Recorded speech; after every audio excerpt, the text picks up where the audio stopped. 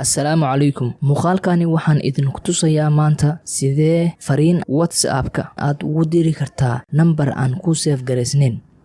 Sida aan ognahay WhatsApp-ka haddii aan rabno in aan fariin ka dirno waxaa waajib ah in aan save gareysano qofka aan rabno in aan fariinta la wadaagno.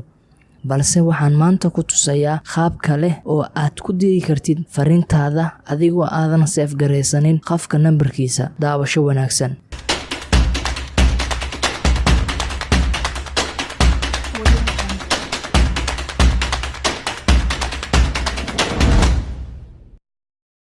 magacaygu waa Maxamed Maxamuud. ku soo dhawaada Caaqil Tech. haddii ay tahay markii kuugu horeysay aad soo booqatay channelkan aadna danaynaysid teknoolajiyada iyo editing-ka, fadlan ha iloobin inaad channelka subscribe tiraahdid, gambaleelkana furo si aysan ku dhaafin muuqaaladeena xiga. ugu horeyn waxaad soo furataa browser-ka aad isticmaashid, kadib waxaad taabanaysaa search box-ka, waxaadna ku qortaa wa.me oo me ah. kadib waxaad leedahay slash, waxaad gelinaysaa wadanka oo joogo qofka aad u diraysid message-ka ama fariinta koodkiisa.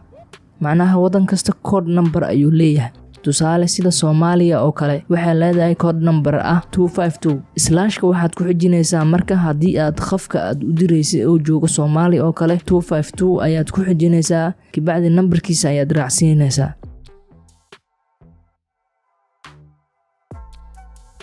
aniga hadda number ayaan geliyay, kadib search ayaan leeyahay.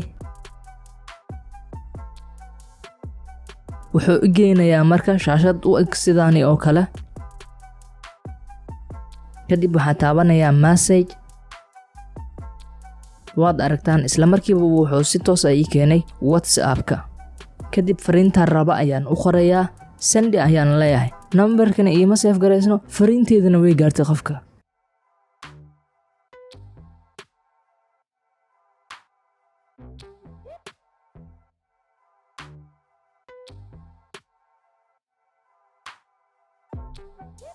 haddii aad ka heshay muuqaalkani, like saar, channelkana subscribe dheh, la wadaag muuqaalka asxaabtaada kale. mahadsanid.